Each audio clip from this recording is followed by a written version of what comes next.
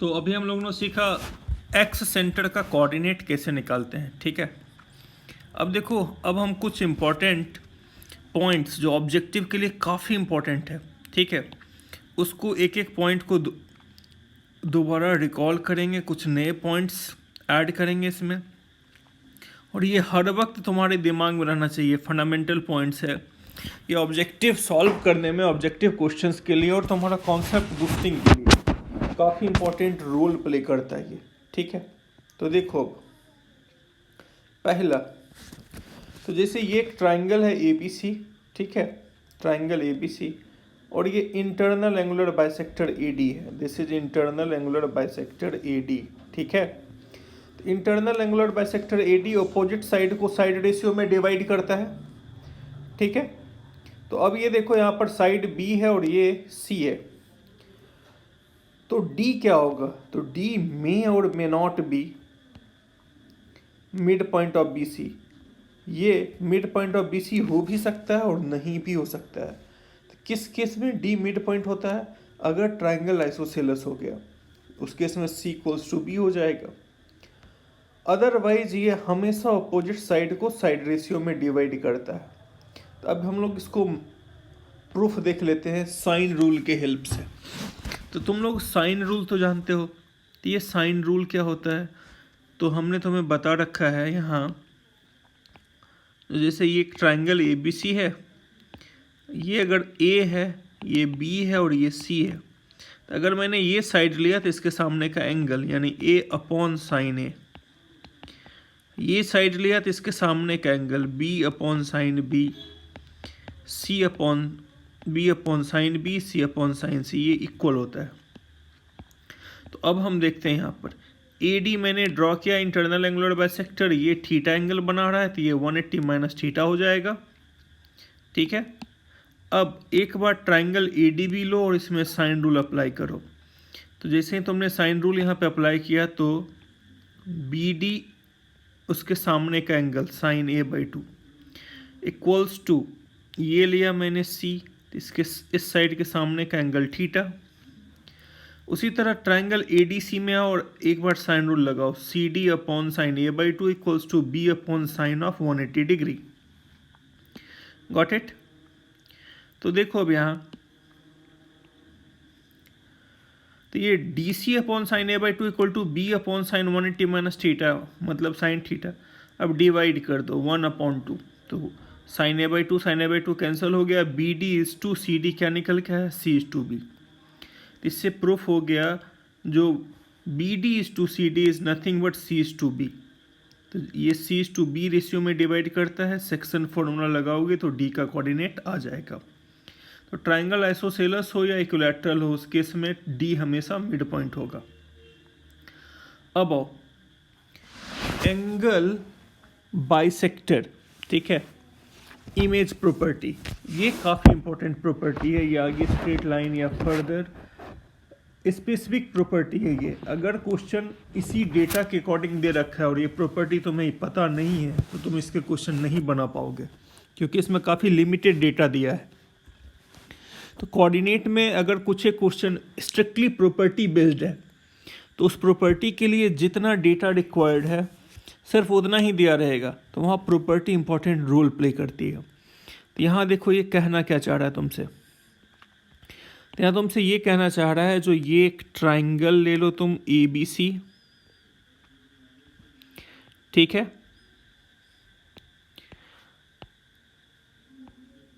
और ये मान लो एंगल बी है और ये इसका इंटरनल एंगुलर बाइसेक्टर है। ठीक है, अगर मैं इसको थोड़ी देर के लिए मिरर इमेज बना दिया, मिरर बना दिया, तो अगर इसको मैंने मिरर बना दिया तो मिरर की खासियत क्या होती है, जितना डिस्टेंस पर ऑब्जेक्ट उतना ही डिस्टेंस पर इमेज बनता है। और अगर ऑब्जेक्ट और इमेज को तुम ज्वाइन करोगे तो वो वाला लाइन हमेशा मिरर के ऊपर 90 डिग्री बनाता है। ये प्लेन मिरर की स्पेशलिटी होती है, खासियत होती है। ठीक है, तो प्रॉपर्टी कहता क्या है, जब मान लो ये वर्टेक्स ए है, इसका कोऑर्डिनेट ax1 y1 है, तो इसका इमेज इस लाइन मिरर के रिस्पेक्ट में साइड BC पर कहीं होगा, कहीं BC पे होगा पक्का। तो ये BC हो सकता है ये सेगमेंट के अंदर हो, या हो सकता है इसको एक्सटेंड करना पड़ जाए, बट इस बात की गारंटी है जो BC को लाइन ज्वाइनिंग ऑफ BC है उसको उसके एक्सटेंडेड लाइन के ऊपर ही वो लाई करेगा। तो जैसे मान लो मैंने A का मिरर इमेज ये उठाया, ठीक है, तो ये हो गया A बार। तुम्हें पता है ऑब्जेक्ट और इमेज का लाइन ज्वाइनिंग मिरर के ऊपर 90 डिग्री बनाता है, और ये पॉइंट मान लो मैंने ले लिया कितना F। तो यहाँ से क्या कंक्लूजन निकला, AF इज FA बार, मतलब ये साइड और ये साइड सेम है। Angle AFB equals to angle A bar FB equals to 90 degree, and BF and BF, मतलब ये तो कॉमन साइड है ही। तो अब तुम इससे क्या कंक्लूड कर दिया, क्लास 10th में एक थ्योरम पढ़ा था, साइड एंगल साइड कॉन्ग्रुएंसी, दो साइड और एक एंगल कॉमन हो जाए तो ये दोनों ट्राइंगल आपस में कॉन्ग्रुएंट होगा।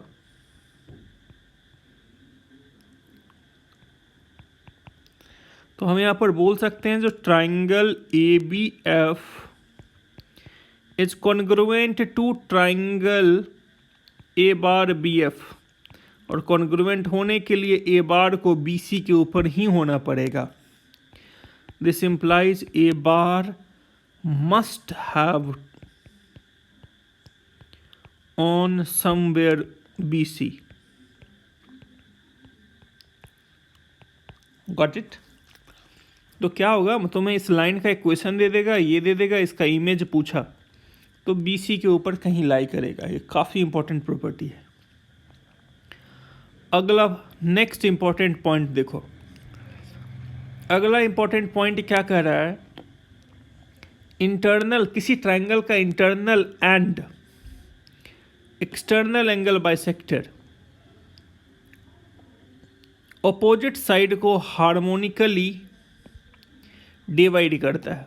इसका मतलब क्या हुआ, ये एक ट्रायंगल ABC लिया मैंने, और ये मान लो इसका इंटरनल एंगुलर बाइसेक्टर है।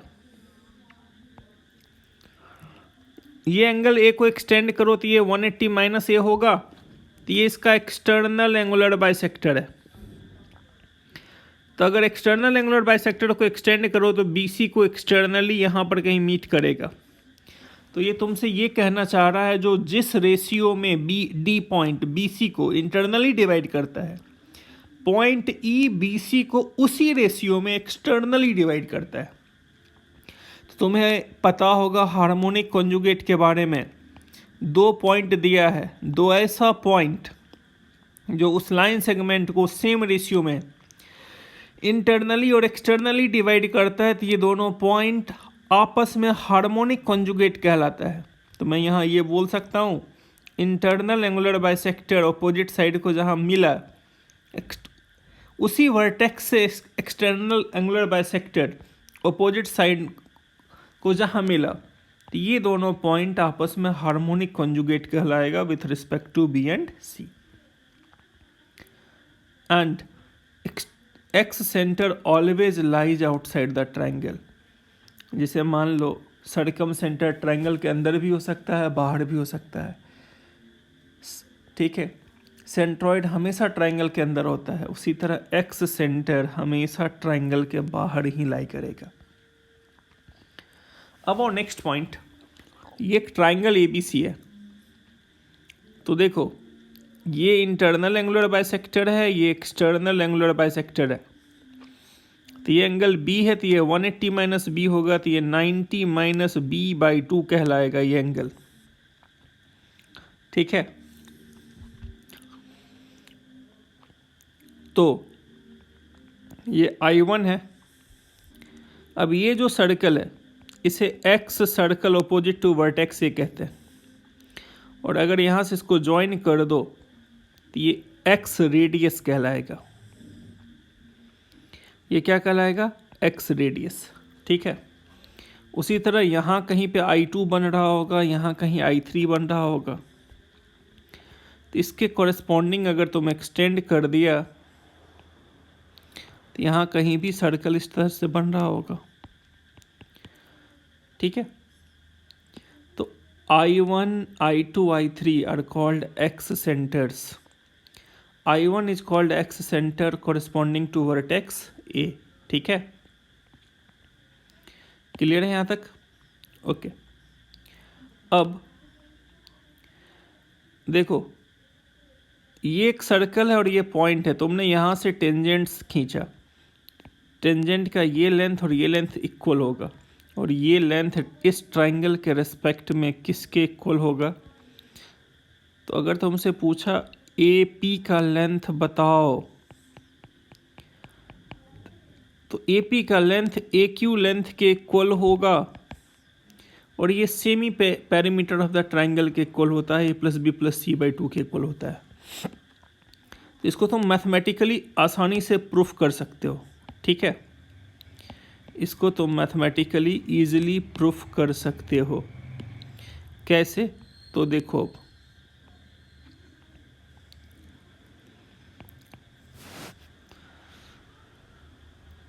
तो यहाँ A B is nothing but small C, A C is nothing but small B. तो अब देखो यहाँ B X equals to B P होगा, क्योंकि यहाँ से भी तुम इस सर्कल पे टेंजेंट ड्रॉ कर रहे हो, and C X equals to C Q होगा। Got it? तो 2s इक्वल्स टू क्या लिखेंगे? A plus b plus c लिखेंगे। b plus c, small a को हम लिख सकते हैं B X plus X C. तो बी एक्स किसके इक्वल हो गया तुम्हारा? तो बी एक्स तुम्हारा इक्वल हो गया बी पी के, और एक्स सी इक्वल हो गया सी क्यू के। Got it? तो अब देखो यहाँ पर, तो मुझे बेसिकली वैल्यू चाहिए किसका? मुझे वैल्यू चाहिए ए पी का। तो ए पी को मैं सी प्लस बी पी लिख दूँ, तो 2s equals to C plus B P is A P, और ये आ गया बी प्लस सी क्यू। ठीक है, तो हम यहाँ से कंक्लूड क्या कर सकते हैं वो देखो। तो ये 2s इक्वल्स टू आ गया c प्लस बी पी, ये ए पी हो गया मेरा यहाँ, और ये आ गया तुम्हारा b प्लस सी क्यू। ठीक है, तो अब ए पी किसके इक्वल है बेसिकली? ठीक है, अगर तुम यहाँ पर बात कर लो ए पी, तो ए पी तुम्हारा इक्वल है सी क्यू के। ठीक है, तो मैं यहां से ये कंक्लूड कर लूँ 2s equals to A P plus C Q is 2AP। ठीक है, अब मेरे पास यहाँ बचा क्या? Small B. Small B basically है क्या तुम्हारा? AC है। ठीक है, और एक मिनट, ये B जो है, ठीक है, जैसे C प्लस बी पी ये आ गया, तो उसी तरह B plus C Q, B just a minute, यहाँ पर ये देखो, ये 2s है, C प्लस बी पी बन गया ए पी, उसी तरह B प्लस सी क्यू बन गया ए क्यू। यस, और तुम्हें पता है ए पी और ए क्यू इक्वल है, तो इसे मैं 2 टाइम्स ऑफ ए पी लिख दूँ, तो इससे ये मैथमेटिकली प्रूफ हो गया A P is nothing but semi perimeter S equals to A Q. अब वो यहाँ पर R1 की हम बात करते हैं। तो what is the meaning of R1? R1 इस सर्कल का रेडियस कहलाएगा। तो अगर तुमसे R1 पूछा तो R1 area of the triangle upon semi perimeter minus a. इसको तुम चाहो तो इसे प्रूफ कर सकते हो। जो एरिया ऑफ ट्राइंगल AQI1, इस ट्राइंगल का एरिया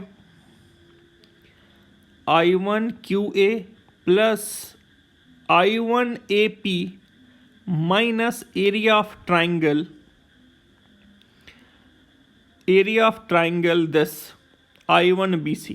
ठीक है, मतलब इस ट्राइंगल का एरिया तुमने ले लिया I1CA plus area of triangle I1AB minus area of triangle ABC। तो ऐसा करने से तुम्हें R1 ईजिली पता चल जाएगा। देखो हम कहना क्या चाह रहे हैं, ये पॉइंट समझ में आ गया तुम्हें? ठीक है, तो मुझे अब R1 यहाँ कैलकुलेट करना है। तो मैं इसको ऐसा लिख देता हूँ, area of triangle ABC equals to area of triangle I1CA plus area of triangle I1AB minus area of triangle I1BC। ठीक है, ऐसा करने से फ़ायदा क्या हुआ, एरिया ऑफ द ट्राइंगल को डेल्टा लिख दिया, हाफ इनटू ये ऑब्ट्यूज एंगल ट्राइंगल है तो इसको एक्सटेंड कर दो, ये एल्टीट्यूड होगा और बेस तुम्हारा AC रहेगा और AC स्मॉल b है। मैं इसे half BR1 plus half CR1, ठीक है, माइनस ऑफ हाफ BR1 लिख दूं। तो ऐसा करने से R1/2 बाहर आ गया, तो बचा क्या, B plus C minus A। इसे मैं A ऐड कर दूं, A सब्सट्रैक्ट कर दूं, तो A plus B plus C 2S हो गया। तो देखो यहाँ से R1 पता चल गया delta upon S minus A। Again very important point, ये I है, ये D है, ये I1 है। तो जैसे AI is to ID B plus C is to A है, उसी तरह AI1 is to I1D B plus C is to minus A है। जिस रेशियो में I AD को इंटरनली डिवाइड करता है, I1 AD को उसी रेशियो में एक्सटर्नली डिवाइड करता है। तो थ्योरेटिकली हम यहाँ ये बोल सकते हैं, incentre I and I1 are harmonic conjugate of each other with respect to vertex A and point D। ठीक है, ये vertex A and point D के रिस्पेक्ट में हार्मोनिक कॉन्जुगेट क्रिएट करता है। ठीक है यहाँ तक। अब आओ अगला काफ़ी important point, that is ortho centre. देखो ये ऑर्थो सेंटर होता क्या है, तो ortho centre is point of concurrency of altitude of the triangle, point of concurrency of altitude of the triangle. ये एल्टीट्यूड क्या होता है, तो ये ट्राइंगल ABC है, यहाँ से तुमने परपेंडिकुलर ड्रॉ किया, जो अपोजिट साइड पे 90 डिग्री बना रहा है, तो ये वर्टेक्स A से अपोजिट साइड पे ड्रॉ किया गया एल्टीट्यूड AD कहलाएगा। तो altitude means a line perpendicular to another line and is drawn from opposite vertex. तो जैसे ये A, B एंड C है, तुमने यहाँ से परपेंडिकुलर ड्रॉ किया, तुमने यहाँ से परपेंडिकुलर ड्रॉ किया और तुमने यहाँ से परपेंडिकुलर ड्रॉ किया। तो meeting point of altitude, altitude जहाँ पॉइंट पे मीट करेगा H, वो ortho centre of triangle ABC कहलाएगा। तो अब इस बात का ध्यान रखना, अगर ट्राइंगल एक्यूट एंगल ट्राइंगल है,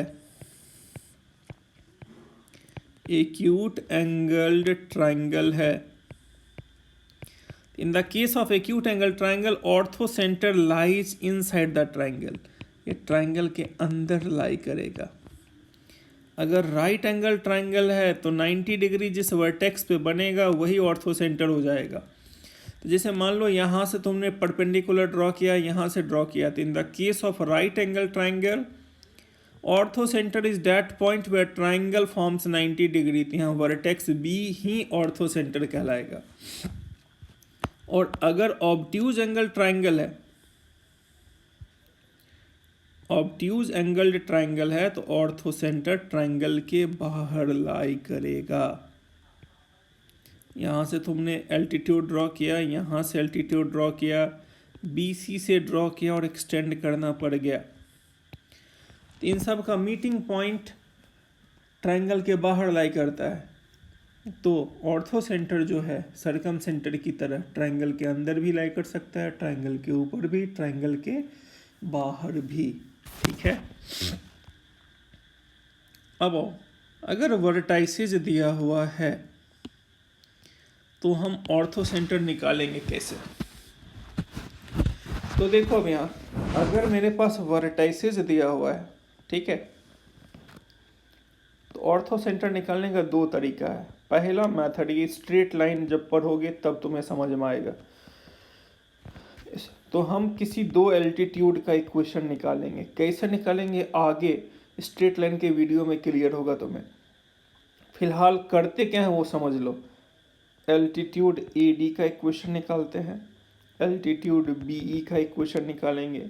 दो लीनियर इक्वेशन मिलेगा, उनको साइमल्टेनियसली सॉल्व कर देंगे। जो कोऑर्डिनेट मिलेगा वो ऑर्थो सेंटर कहलाएगा।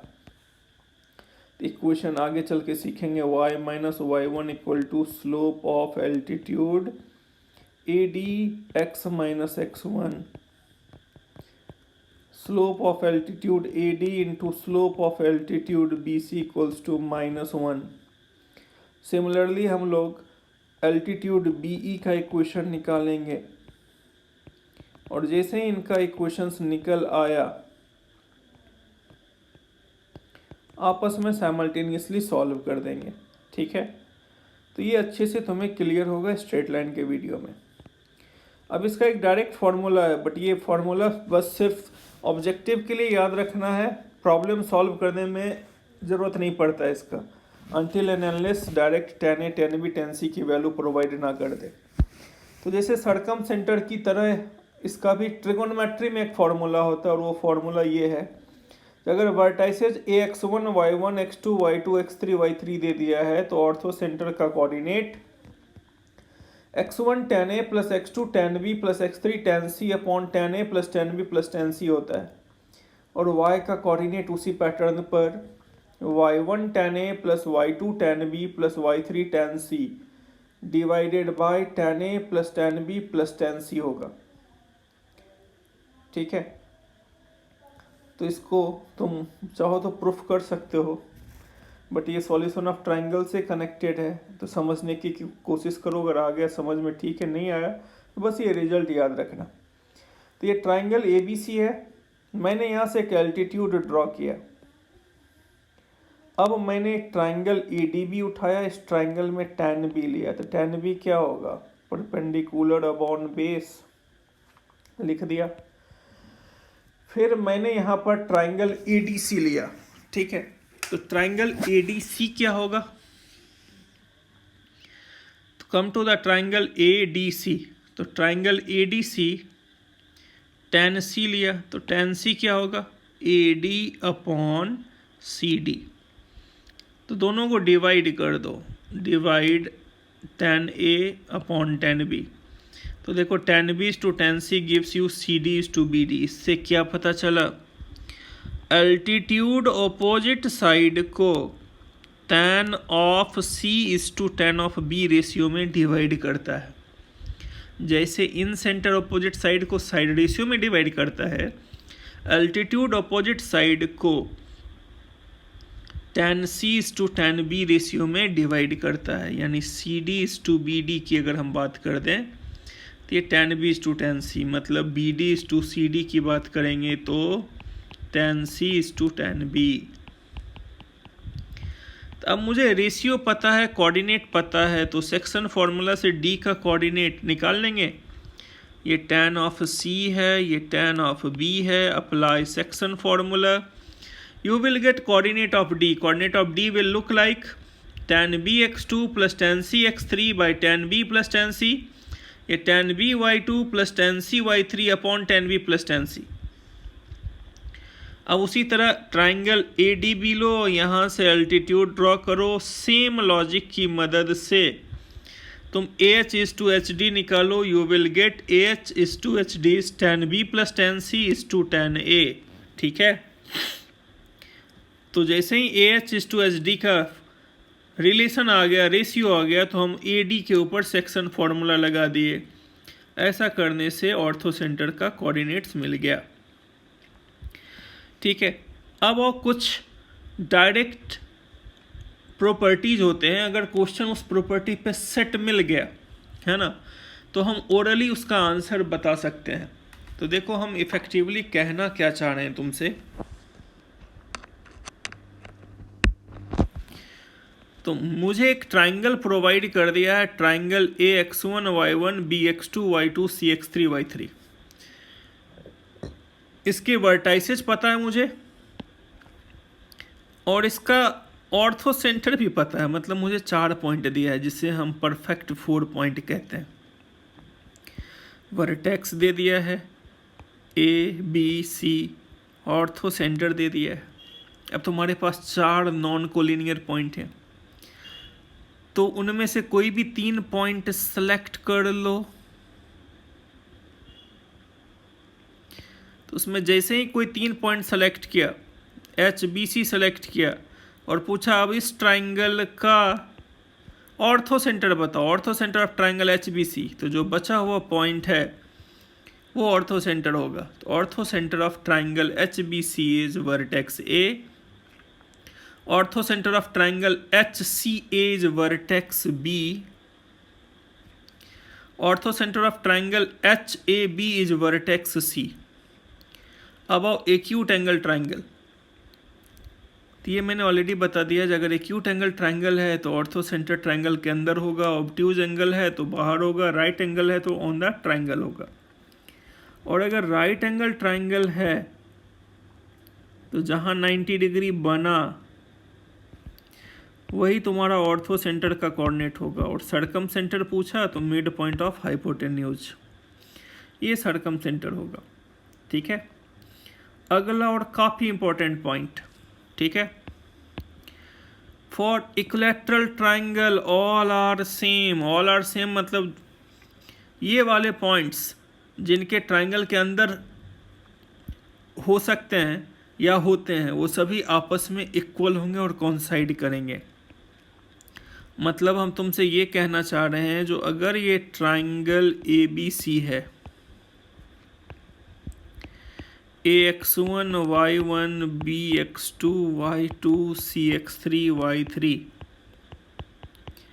ठीक है, और पता चला ये इक्विलैटरल ट्राइंगल है, मतलब साइड लेंथ इक्वल आ गया, AB equals to BC equals to AC, और तुमसे पूछा इसका ऑर्थो सेंटर निकालो। तो इसका ऑर्थो सेंटर वही होगा जो इसका इन सेंटर होगा, इसका इन सेंटर वही होगा जो इस ट्राइंगल का सर्कम सेंटर होगा, और इस का सर्कम सेंटर वही होगा जो इस ट्राइंगल का सेंट्रॉइड होगा। तो सबसे आसान निकालना क्या होता है, सेंट्रॉइड। तो सीधे इसका value x1 plus x2 plus x3 by 3, y1 plus y2 plus y3 by 3। Got it? यहाँ तक आया समझ में? अब आओ अगला, फॉर आइसोसेलस ट्राइंगल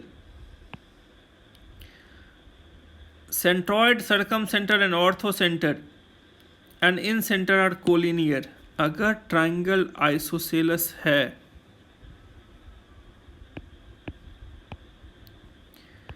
तो भले ये चारों के चारों सेम पॉइंट ना हो, बट ये आपस में कोलिनियर होते हैं। अगर आइसोसेलस ट्राइंगल का centroid, circumcentre, orthocentre, incentre को मिलाओगे तो पता चलेगा ये सभी के सभी एक ही लाइन पे लाई करते हैं, ये सभी के सभी कोलिनियर होते हैं। ठीक है, तो ये चारों पॉइंट कोलिनियर होता है अगर ट्राइंगल आइसोसेलस है।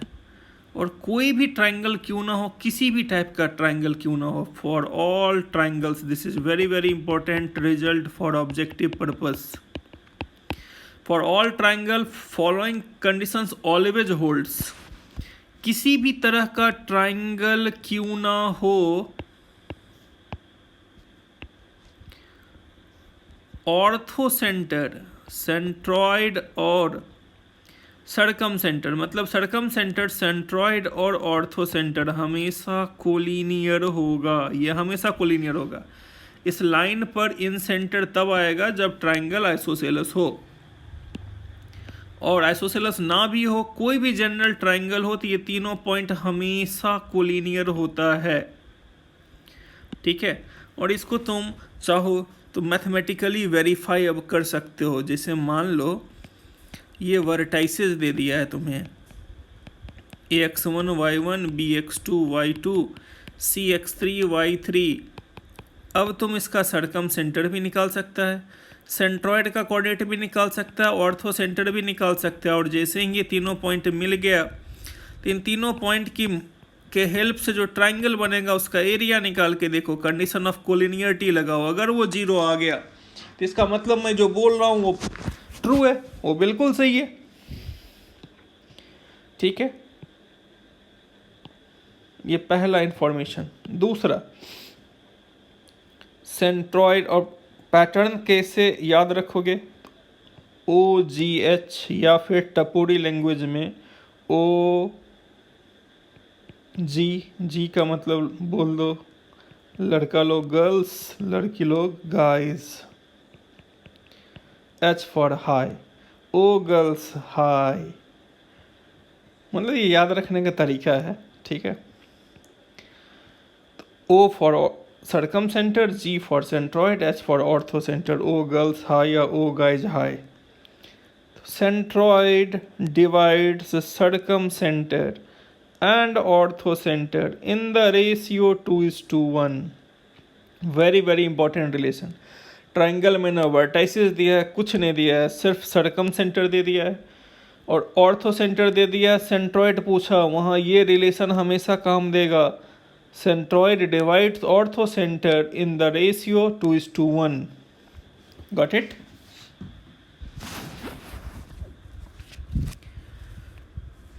ओके, अब हो यहाँ नेक्स्ट इंपॉर्टेंट पॉइंट। अब जैसे मान लो ये ट्राइंगल ABC है, ठीक है, ये मुझे एक ट्राइंगल दे दिया है, ट्राइंगल ABC, तो इसको इधर एक्सटेंड किया, ये X सर्कल है, ये X सेंटर I1 है, उसी तरह इसको एक्सटेंड कर दो, ये I2 है, ये X सेंटर I3 है। तो अगर तुमने यहाँ से इंटरनल एंगुलर बाइसेक्टर खींचा तो ये पक्का आके I2 पे मिलेगा, यहाँ से इंटरनल एंगुलर बाइसेक्टर खींचा तो ये पक्का जाके I3 पे मिलेगा। अब यहाँ से 2-3 इन्फॉर्मेशन, ये जो पॉइंट होता है X सेंटर, वो ट्राइंगल के तीनों साइड से इक्विडिस्टेंट होता है रीजन। भैया ये X सर्कल है तो ये उसका रेडियस कहलाएगा, तो साइड ट्राइंगल AB को एक्सटेंड करो, साइड AB को, इधर साइड AC को एक्सटेंड करो, तो पता चला इस AB और AC के एक्सटेंडेड साइड से और BC से ये हमेशा इक्विडिस्टेंट रहेगा। और अगर हम इस तीनों पॉइंट को ज्वाइन करके एक ट्राइंगल बना दिए तो ये ट्राइंगल X सेंट्रल ट्राइंगल कहलाएगा। तो अगर कहीं लिखा है X central triangle of ABC, तो मतलब वर्टेक्स A का X सेंटर, वर्टेक्स B का X सेंटर, वर्टेक्स C का X सेंटर के पॉइंट को ज्वाइन कर दो, एक ट्राइंगल बन जाएगा और वो ट्राइंगल X सेंटर ट्राइंगल कहलाएगा। एंड अगला वेरी इंपॉर्टेंट रिलेशन, अगर मुझे वर्टाइसिस दे दिया, मान लो वर्टेक्स A है X1 Y1, वर्टेक्स B दे दिया है X2 Y2, वर्टेक्स C दे दिया है X3 Y3,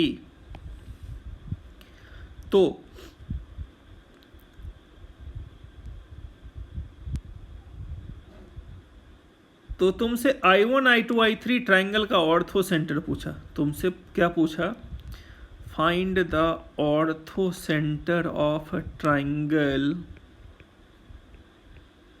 ortho centre of triangle I1 I2 I3।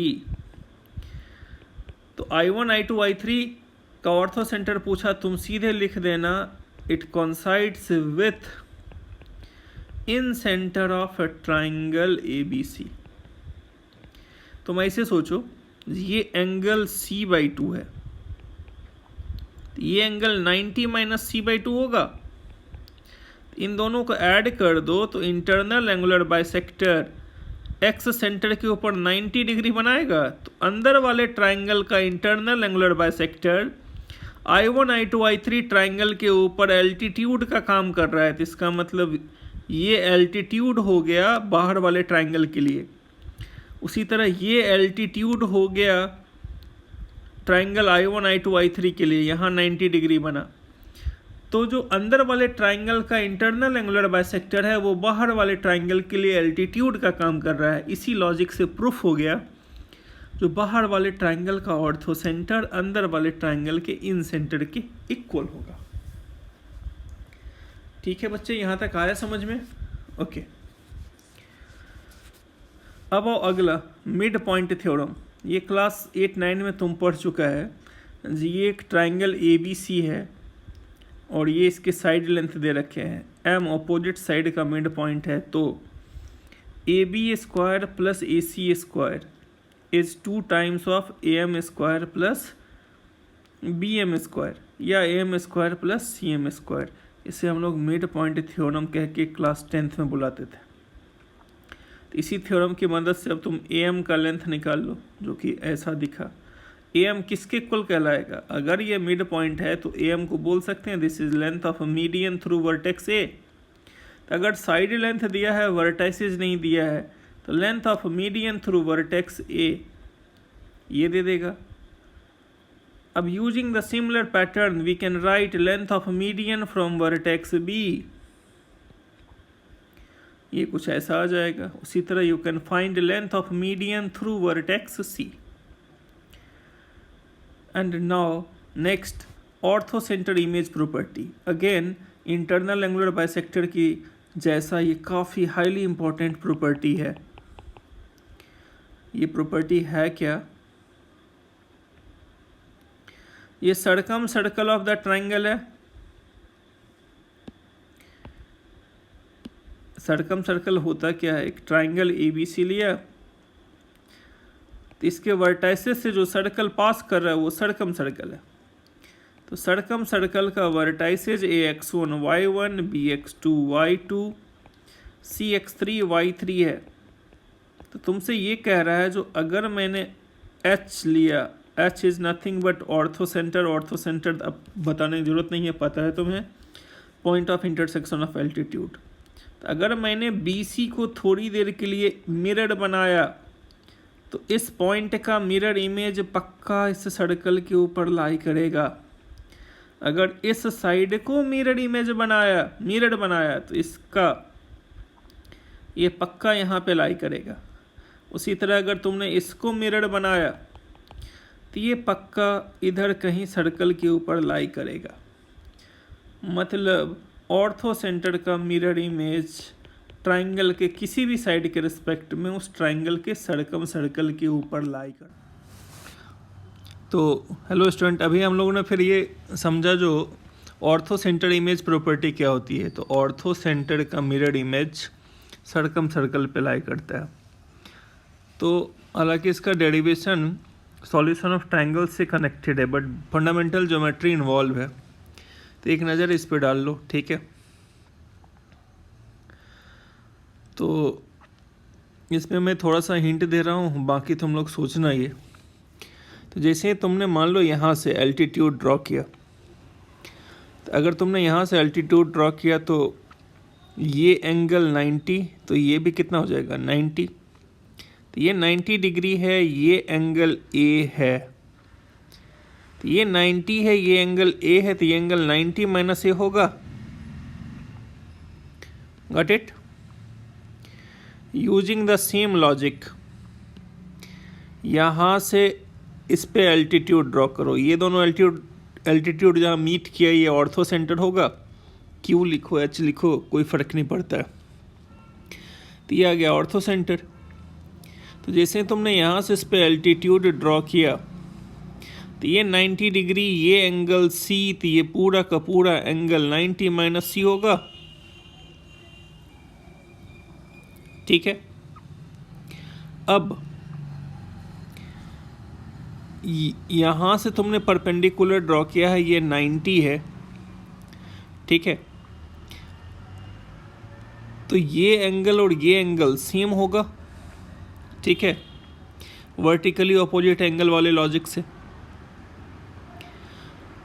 तो अब देखो तुमने यहाँ से 90 ड्रॉ किया था, ये एंगल बी है तो ये 90 माइनस बी हो जाएगा।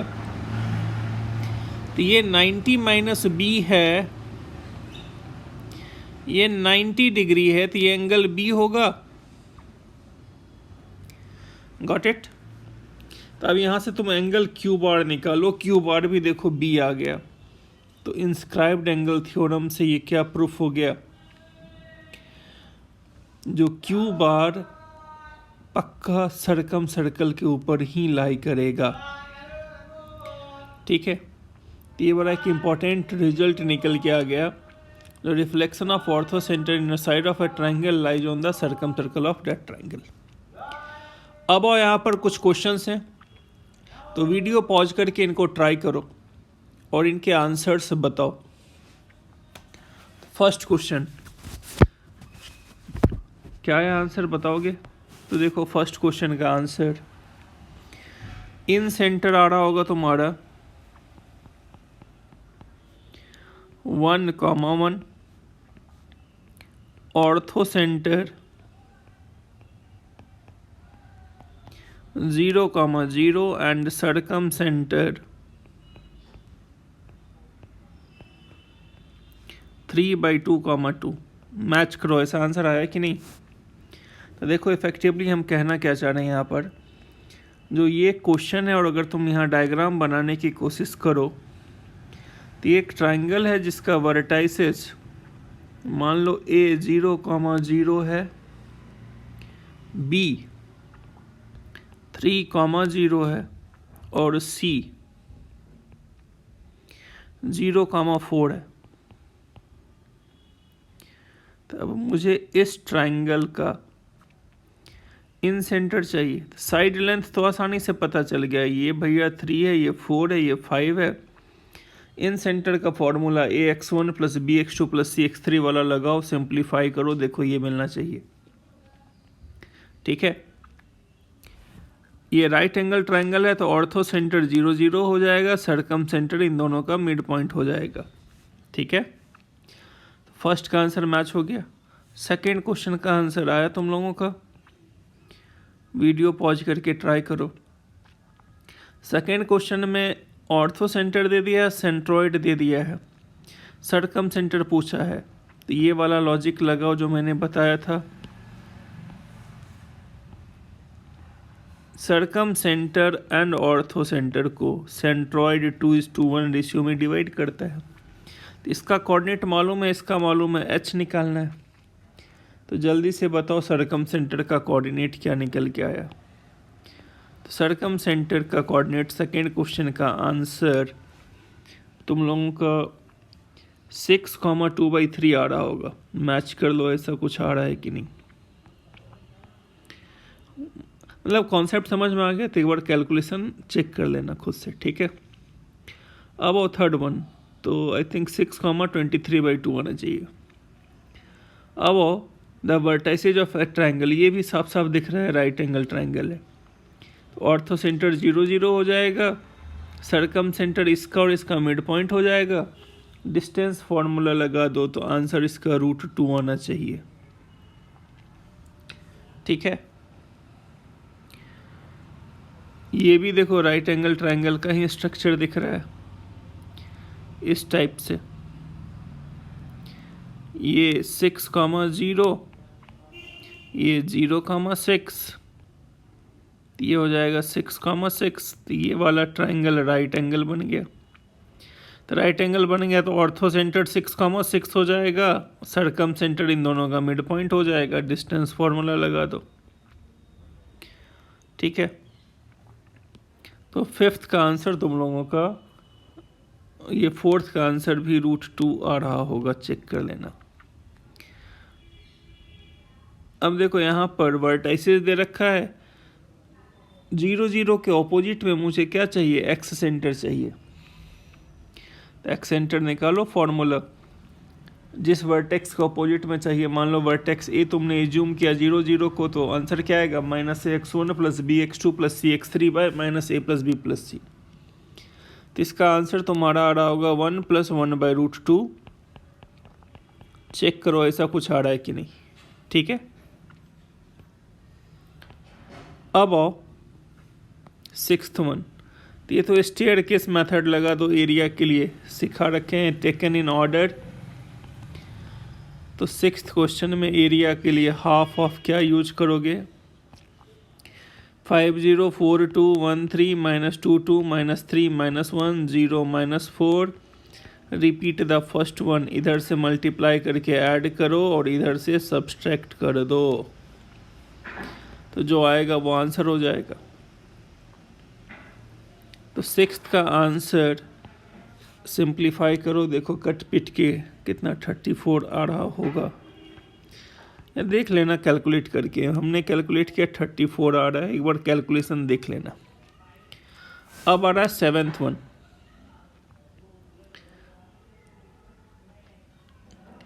अब देखो तुमसे कह क्या रहा है, इफ α1 α2 α3 β1 β2 β3, ठीक है, are values of n for which this is divisible by this. तो ये बताओ α1 β1 α2 β2 α3 β3 किस ट्राइंगल का वर्टाइसेज नहीं हो सकता है। ठीक है, तो देखो अब यहाँ, तो मैंने यहाँ पर पहले लिख लिया n, यहाँ लिखा sigma r = 0 up to n-1 x⁻² divided by sigma r = 0 up to x⁻r। इसको ओपन करो तो ये 1 + x² + x⁻⁴ x² n-1, और नीचे वाला 1 + x + x² that goes up to x⁻n-1। ऊपर वाला भी जीपी है, तो sum to n terms of GP का फॉर्मूला लगाओ। First term 1 - common ratio n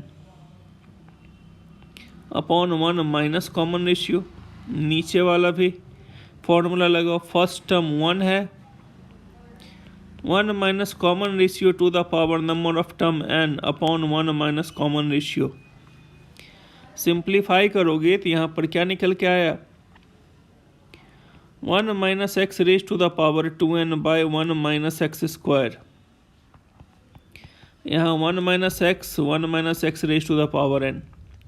इस रिजल्ट को मैं 1 + x⁻n इंटू 1 - x⁻n लिख सकता हूँ।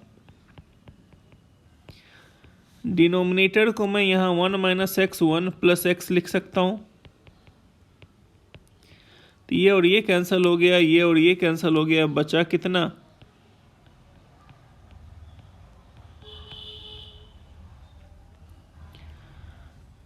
तो अब बताओ ये न्यूमरेटर को डिनोमिनेटर कब कब डिवाइड करेगा, तब जब n ऑड हो। It is divisible only if n is odd. n अगर ऑड लिया तो n की वैल्यू क्या क्या हो सकती है, 1 3 5 7 9 11। तुम्हारे क्वेश्चन में दिया ये α1 α2 α3 है, ये β1 β2 β3 है। तो एक ट्राइंगल बनाओ जिसके वर्टाइसेस α1 β1 α2 β2 α3 β3 हो। α1 β1 मतलब 1 7, α2 β2 3 9, अल्फा 3 बीटा 3।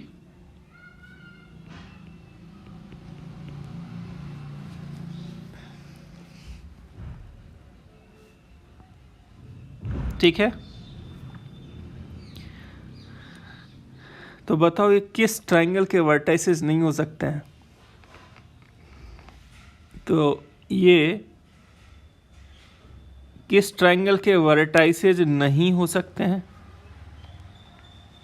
तो ये इक्विलैटरल ट्रायंगल के वर्टाइसेज नहीं हो सकते हैं, क्योंकि all the vertices of an equilateral triangle can't be irrational, at least one coordinate should be irrational. सारे के सारे इरेशनल हैं, ये गारंटेड इक्विलैटरल तो पक्का नहीं होगा।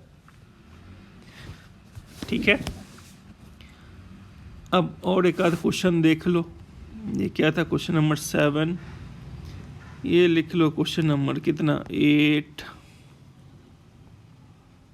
ठीक है,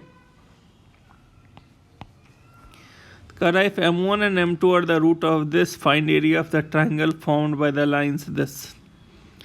तो बेसिकली इसका मतलब है क्या, जो y equal to M1x, y equals to M2x, ये एक लाइन है और ये y इक्वल्स टू C है। तो ये तीन लीनियर इक्वेशन मिल के 3 लाइन्स रिप्रेजेंट करेगा और 3 लाइन्स एक ट्रायंगल बनाया, इस ट्रायंगल का एरिया। तो सबसे पहले वर्टाइसेज कैलकुलेट कर लो। तो इसका वर्टाइसेज 0 0, इसमें y का वैल्यू पता है c, तो x का value c by M1 comma c आएगा। ये वर्टाइसेज कैलकुलेट कर लो, c by M2 comma c आएगा। वर्टाइसेज आ गया तो ट्रायंगल का एरिया निकाल लो। बट इसमें M1 M2 के बारे में क्या इन्फॉर्मेशन दिया है? M1 M2 is nothing but root of this quadratic. तो सम ऑफ रूट निकाल लो, प्रोडक्ट ऑफ रूट निकाल लो, जरूरत पड़ा तो डिफरेंस ऑफ रूट्स निकाल लो। तो अब यहाँ पर coordinate of vertices of triangle whose area of triangle whose vertices are this, area निकाल लो, ऐसा कुछ आएगा। अब करा line L intersect the 3 side A B B C C A respectively. तो B P by P C, C Q by Q A R by R B -1 होता है। प्रूफ कर लो इसे। तो ऐसे तुम्हें याद है मैंने बताया था सेक्शन फार्मूला के वक्त, अगर ये कोई स्ट्रेट लाइन है, इसका equation ax plus B Y plus C equals to 0 है, और ये पॉइंट है Px1, y1, ये दूसरा पॉइंट है Qx2, y2। तो इन what ratio PQ is divided by this line? तो रेशियो के लिए हम लोग यहाँ पर क्या लिखेंगे? तो रिक्वायर्ड रेशियो मैंने बता रखा है माइनस ऑफ, एक बार x1 y1 इस लाइन के इक्वेशन में पुट कर दो, डिवाइडेड बाय एक बार x2 y2 इस लाइन के इक्वेशन में पुट कर दो। ये तो हमारा रेशियो हो गया। तो मान लो ये एक ट्रायंगल है, ये लिया ax1 y1, ये लिया ax2 y2, ये लिया ax3 y3। मान लो मैंने साइड ए बी का इक्वेशन ले लिया, a1x plus b1y plus c1 equals to 0।